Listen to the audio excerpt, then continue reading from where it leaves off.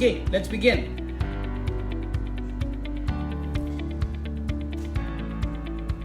So the first day, we talked about your mindsets.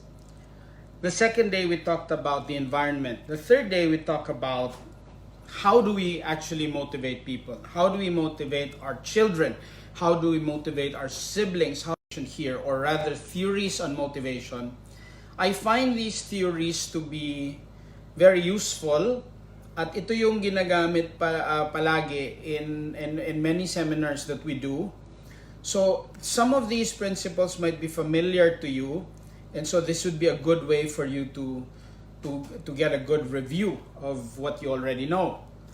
So today we will be using 3 theories about how people are motivated, and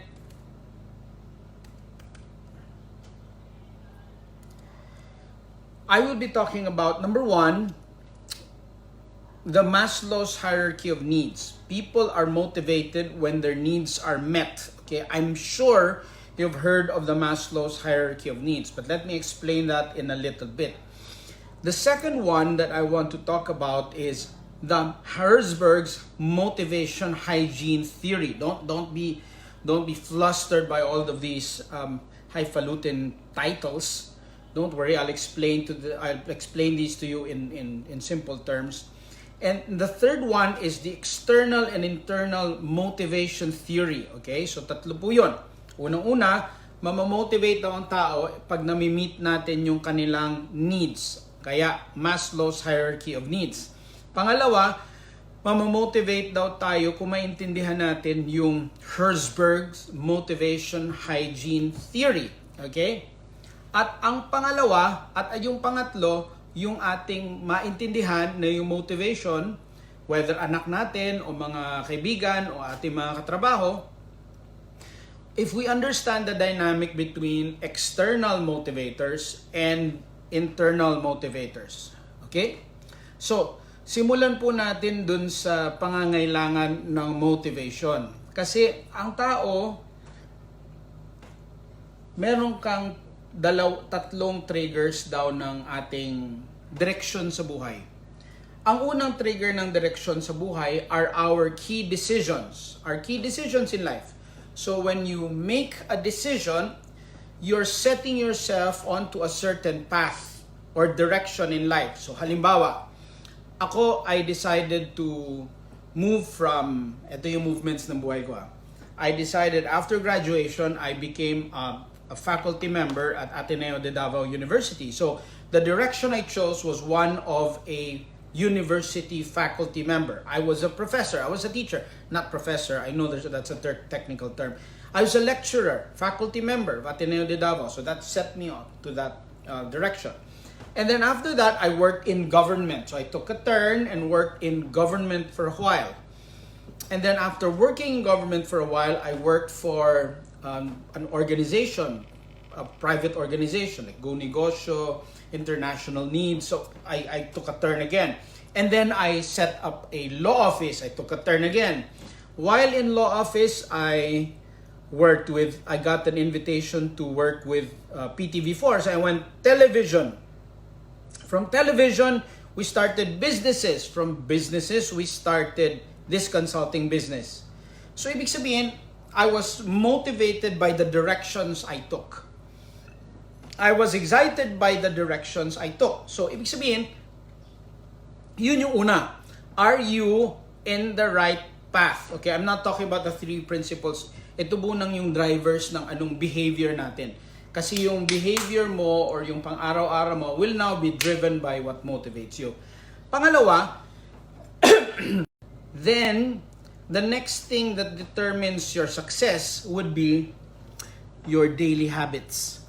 Okay? So, daily habits defines your productivity and the kind of work that you do or the quality of work that you do. Set your direction. Number 2, set your habits, because 80% of what we do every day are actually not decisions. They're habits. Paulit-ulit po yun. So, if you have good habits, then you will have good productivity and excellence in your life. If you are not very productive and if you're not producing excellent results, you need to look into what habits govern your life every day. Kasi yung pong habits na yon ang magdedetermine ng quality ng ating buhay. Okay? So, direction, habits, at itong pangatlo, ito yung motivation. Ito yung ano yung magdadrive sa iyo, what inspires you every day. Because nandun yung habits mo, but most of the time when you already set down your habits, you don't think about them much because they're your habits. So direction, habits, number 3 is motivation. Itong motivation ang pag-uusapan natin sa araw na ito. Pero I might discuss a little bit on habits. Do you want me to talk about habits? How to develop habits? So, yung choosing your directions in life is critical because if you're on the wrong path, then it's hard to develop good habits because you're in the wrong path.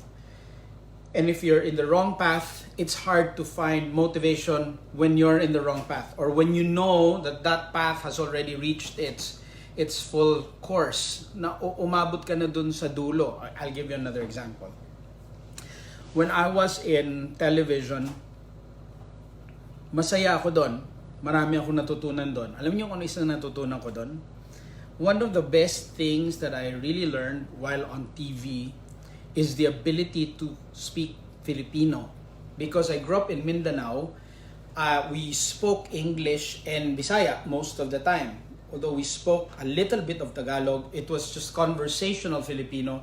Hindi po siya ang Pilipino na pwedeng gamitin sa talumpati. Hindi po siya Pilipino na pwedeng gamitin sa isang training or sa isang palihang, kagaya po nitong ginagawa natin. So when I was in PTV, I learned how to speak Filipino. I was forced to speak and I was really encouraged to speak Filipino because the medium of the news was in Filipino. So, but after a few years, I realized na TV might not be, TV news at least might not be the thing for me. I don't have the voice of a newscaster like Ted Filon or Noli de Castro.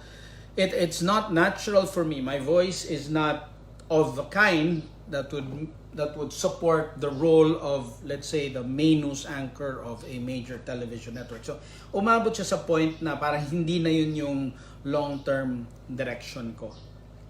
And so I took a turn. I changed course. And then yung habits, tuloy-tuloy po siyang idinidevelop. Okay? Direction, habits, motivation. You got down those 3 things? Okay.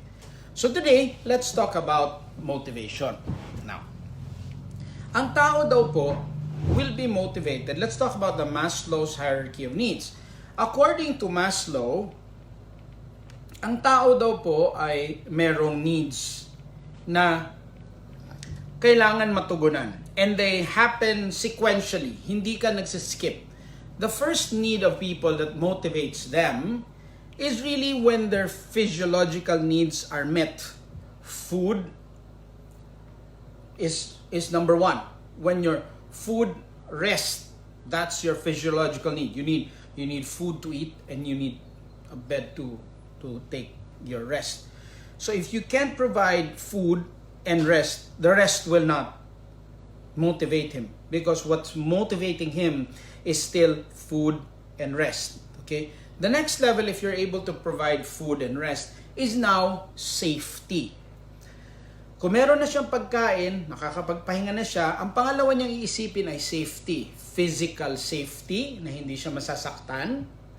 Meron kang financial safety, na ibig sabihin yung kanyang sinasweldo would be sufficient to provide for himself and his family. At meron kang safety in your dwelling and safety in your career, in your future. Yun yung pangalawa, okay? So, physiological, kain, tulog. Pangalawa, safety. Third level is the need for people to be loved and to belong to a team, to a family. Kung meron ka natutulugan at meron ka namang pinagkukuhanan ng sweldo at pagkain para pang sustain ng buhay mo at meron ka namang bahay, ang next na hahanapin daw ng tao ay love and belongingness. Yun yung pangatlo. People have an inherent need to be loved, to love others, and to belong to a community. The next level will not happen. So again, physiological, safety. Pang-apat, meron ka ng community that loves you. Ang pang-apat na magmo-motivate sa iyo ay yung iyong self-esteem. Your accolades, nakaka-motivate yun. For people who have what you call everything, meaning they have a lot of food, they have cars, they have houses, they have a nice family, it's not sufficient if they don't feel good about themselves, if they don't have achievement, if they don't have accolades in their lives. Ang pang-apat is self-actualization, or pang-lima na pala, self-actualization. Self-actualization is when you fulfill your highest potential. It's forever moving daw yun. Self-actualization. And I know, according to our friends who are in the psychology realm, that there's another level now, which is really to empower others. Ibig sabihin, itong hierarchy of needs ni Maslow, nadagdagan pa siya ng isang level, which is higher than self-actualization, which is how you are able to empower and inspire others and leave a good legacy for others. So, review. You want to motivate your family, you want to motivate your teams, you begin with basic needs of food and sleep, rest. And then love and belongingness, because people need to be loved and to belong. The next one is to develop self-esteem. Let's say, team, kailangan mo ng achievement. That's what's going to give you motivation. You're fulfilling your dreams, your destiny, and your potential. And finally, you're able to give back to others, inspire others, build others up, and leave a good legacy. So that's your Maslow's hierarchy of needs. Pwede mo po yung i-research some more to think about if you're providing for your people, yun yung kailangan mo i-provide. Now, sa mga bata, halimbawa, meron ng cellphone, meron ng bahay, meron ng pagkain, merong allowance. So, hindi mo na kailangan dagdagan yun, because that would now overflow. Hindi mo na, it meaning, you will reach a point of marginal returns. Wala na siyang madadagdag. Halimbawa, nabilhan mo na ng magandang cellphone. Pag nabilhan mo na ng medyo okay na cellphone, the next, another cellphone. At Sir Gilbert Lazaro asks a question, Wi-Fi ba kasama ba sa basic needs? Oh, very interesting. Ako, I would say na yung Wi-Fi is a safety, and it feeds the need for psychological safety, meaning kung connected ka sa mga tao, you are updated. So when you go to your school, you go to your community, because you're connected to the wider world, hindi ka out of place. And it also feeds the need to belong. Wi-Fi is a need. Okay, so just going back, so sa mga bata, sa mga tao mo, when you're a leader, a motivational leader, don't just focus on adding on the physiological needs. Mas maraming sasakyan, hindi siya ganon. Kasi once you're able to provide for those, sapat na yon. You build onto the next one. Anong next? Safety, their future. Okay na yung safety and future. Kita nyo yung love and belongingness na sa pangatlo. Love and belongingness, and then self-esteem. Okay, sa mga bata ngayon, it's not about physiological needs. It's not about safety needs. It's not about love. They have those. What you want to provide for them is a sense of esteem, of achievement. Kasi meron na sila nung basic eh. And then sense of self-actual. They're becoming the best version of themselves as early as possible. So, don't ever think na dagdag dun sa bottom. Build on to the next. As long as sapat na yung sa ilalim, dagdag dun sa iba. Again, physiological, and the next safety. Pagkatapos doon, belongingness na. Nilalove mo naman, depressed pa rin. Baka kailangan nila ng higher self-esteem. Encourage them to achieve more. Self-actualization, and finally, being able to help others. Yan po yung principle ng Maslow's hierarchy. Hindi po siya nag-skip. Hindi po siya nag-skip. Kailangan munang i-build yung base so that you can go to the next. Once you have that next one, then you can go up the higher levels of ito Maslow's hierarchy of needs. Do you have questions so far? Hello, Annabella, Nolan Tionko, Marjorie C. Hello everyone, thanks for joining us. Do you have questions? Let me check the thread if you have questions so far. Like the question raised by Gilbert. Okay. None. Okay. Thanks for summarizing, Ma'am Lizette Bamba. Thanks for summarizing. Do you have questions so far?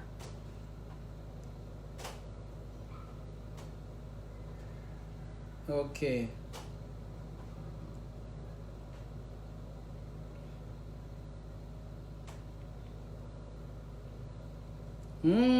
Okay. As a leader, Ma'am Denise Viola, Denise, by the way, is the HR or training head, if I'm not mistaken, training head ba, Denise, of Havaianas, Philippines. So her question is, from my experience, ano yung need ng tao?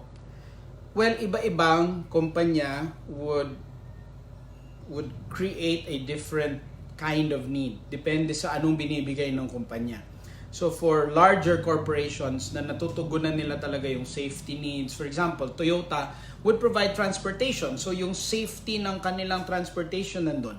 Unilab would provide food for everyone. So yung provision for their physiological needs, not an issue at all. Now for smaller companies that could only pay for, let's say, minimum wage, like my company, hindi pa ganun kataas. So yung need baka mas basic.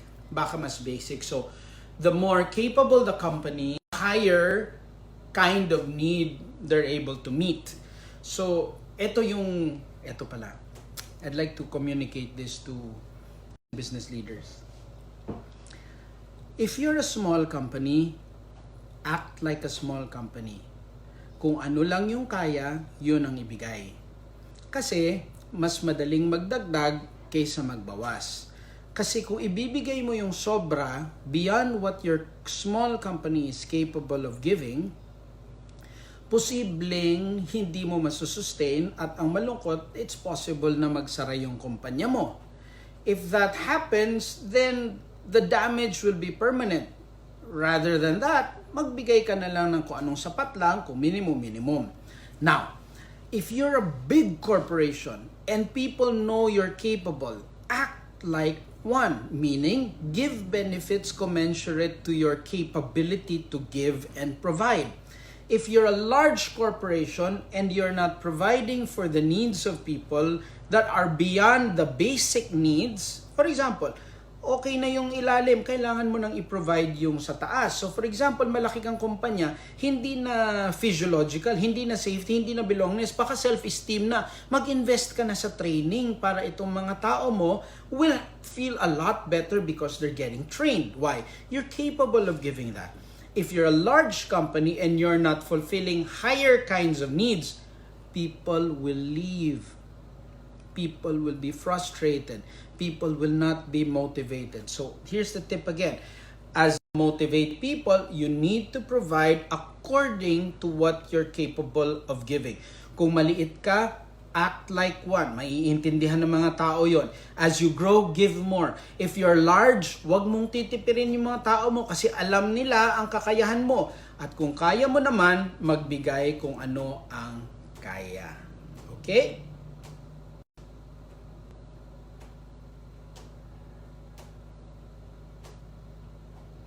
The need for validation among leaders. Okay, the need for validation among leaders, Brother Ian, would fall under, depende yon. Depende yung validation. Kailangan mong intindihin yung validation.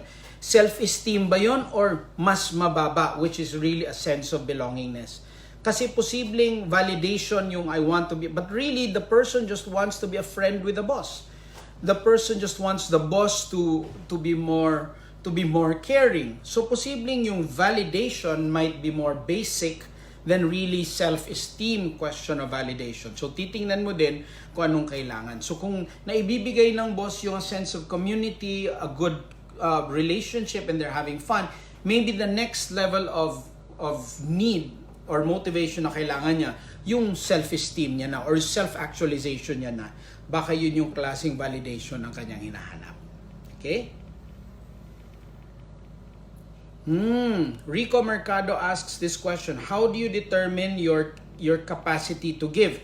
Well, you would need the help, Brother Rico, of finance experts. You would need the help of account management accountants. That's why we hire people to help us out, because these people know what is healthy cash flow. These people know what's healthy projections, so your financial projections. This is a specialized field of knowledge where people understand ano yung kaya. Meaning, sa ibang kumpanya, yung mas malalaki, meron na yan silang mga actuarial providers. Meaning, base sa kita nito at base sa investment ito yung kaya natin ibigay. So, my suggestion is if you're talking about what you or how you would know if you could give more or less, seek the help of experts in that field. Okay, last two questions before we proceed to the next one. Hello, Rhea. Rhea, this will be saved in our public page, so you could always visit the Mark Astrodes public page and you could scroll through the videos. It will be kept there. Good morning, Brother Melcher Chan. Okay, last question. Okay, no more questions. Let's proceed to the next one. Okay? Ang pangalawa, did you enjoy that? Did you enjoy that? The discussion on the needs? Okay. The next one is very interesting. Ito si Herzberg, ang kanyang theory, eto, are you ready for this? Yung, okay, paano ko ito explain? I want to explain this in a very clear manner, but in a very simple manner, okay?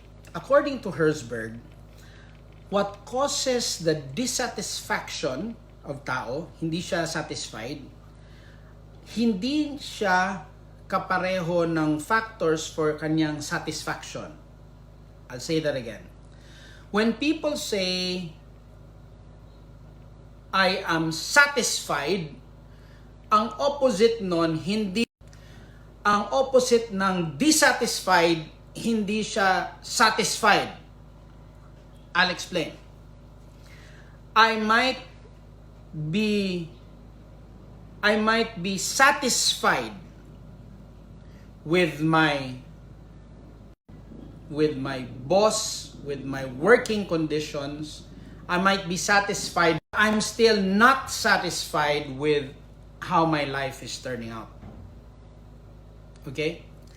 I might be dissatisfied with this, but I am satisfied in this company because of my boss. Okay? So, hindi siya opposite. So, ang ibig sabihin, you get it? Medyo interesting, no? Ang opposite ng dissatisfaction is lack of dissatisfaction. Walang dissatisfaction. Ang opposite ng satisfaction is lack of satisfaction. Explain. Ang hygiene aspects ng buhay, dalawa daw yan. Yung mga panlabas or yung mga hygiene, yun usually ang nagdadrive ng dissatisfaction. Sweldo, conditions of work. Okay? Kailangan mong matugunan, you need to provide for those, because if you don't provide for those, people will be dissatisfied. Kung hindi sapat yung kanilang sweldo, mahirap kasi they're dissatisfied dun sa kanilang sinusweldo. Kung yung conditions of work hindi maayos, they're dissatisfied. So what do you do? What do you do? You erase that dissatisfaction. You don't think of satisfaction. You erase that dissatisfaction. How do you erase that dissatisfaction? Try to provide better salaries. Try to provide conditions of work. Now, if you're able to provide your salary and their conditions of work, does that mean they're satisfied? No, they're not satisfied. It's not possible that they're not satisfied. They're just not dissatisfied. You know what I mean? Na-provide mo yon, so hindi na ako dissatisfied. Hindi na ako dissatisfied. Bakit? Kasi according to Herzberg, yung usapin ng satisfaction is different. Kasi yung satisfaction ng tao has something to do with achievement, with recognition, with fulfillment, with advancement. Ibig sabihin, what satisfies a person, material things most of the time, are not external things most of the time. I'll explain.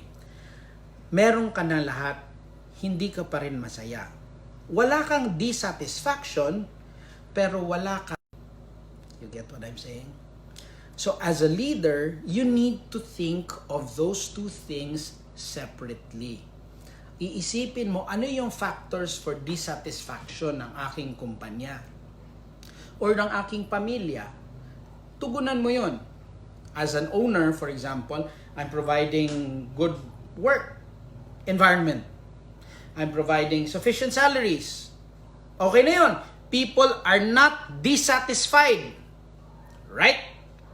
Are they satisfied? Posibleng hindi. Bakit? Kasi yung mga managers ko, hindi ko tinuruan kung paano mag-lead ng maayos. Yung supervisors ko, hindi ko tinuruan kung paano mag-build ng relationship. Or ako, hindi ako nagre-recognize. So kahit na hindi sila dissatisfied, hindi pa rin sila satisfied. Hindi pa rin sila satisfied. In the heart of man daw, there's a hole that desires for achievement, recognition, fulfillment, advancement, love, good leadership, good relationships. So again, according to Herzberg, hindi siya pareho.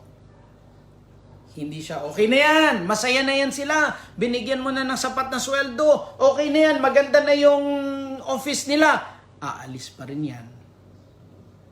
If you did not provide for the need for satisfaction, which are anchored on not material things, but really anchored on your leadership and the relationship that you build with people and how you treat them.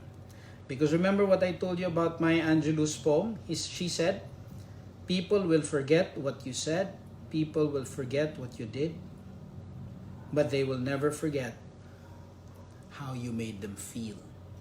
I'll say that again. People will forget what you said, people will forget what you did, but they will never forget how you made them feel. So yung dissatisfaction, iba yun sa satisfaction. Alisin yung dissatisfaction, but you can work on their satisfaction. Their satisfaction. Okay? So for example, si Kuya Arnel Vismonte, he's a contractor. You provide safety in your work site. You provide salaries, proper salaries in your work site. Masaya na ba sila? Posibleng hindi sila dissatisfied. Hindi sila dissatisfied. Are you dissatisfied? No, sir, we're not dissatisfied. Are you satisfied? No, they're not satisfied. If we don't lead them well, if we don't build strong relationships, if we don't plug that hole in a human's heart that needs achievement, recognition, fulfillment, advancement, joy, love, faith. Faith. Merong reality, no? Na in fact, as you progress in life, mawawala yung dissatisfaction. Mawawala yung dissatisfaction. Ang problema, ito talaga yung challenge. habang nawawala yung dissatisfaction mo, this is the queer thing about this. The more na mawala yung dissatisfaction mo, if you really don't work on your satisfaction, mas hindi magiging masaya ang tao. I'll explain. May sasakyan ka na, marami kang pera, maganda yung bahay mo, napakaganda ng dining area nyo, napakaganda ng kwarto nyo. Do you have reason to be dissatisfied? None. The problem is, when you go out to a restaurant, hindi ka na masaya. Bakit? Mas maganda pa yung bahay mo eh. If you ride a bus, hindi ka na masaya. Bakit? Mas maganda pa yung kotse mo eh. If you go to a hotel, hindi ka na masaya. Bakit? Mas masarap pa yung pagkain sa bahay nyo eh. And that's precisely the reason why, as people go up in life, more and more you need to work on what truly matters, what truly satisfies a person, which is not external. Because if you don't work on those things, it's possible that the person will be so depressed because after working so hard and accumulating so much in life, you realize joy and satisfaction, they have nothing to do with those. That's why I say this in my trainings. It's possible na mas maraming mayayaman ang malungkot. Wala pa akong naririnig na tambay na nagbigti dahil na-depress siya. Posibleng yung tambay, kulang yung pagkain niya, pero posibleng satisfied siya. Oh, I'll tell you something. When I hosted a show or a talk show for PTV, one time, I interviewed squatters from E. Rodriguez. If you know the E. Rodriguez Street in Quezon City. Across a hospital there's a huge squatter area. They were offered relocation. They were offered relocation allowance.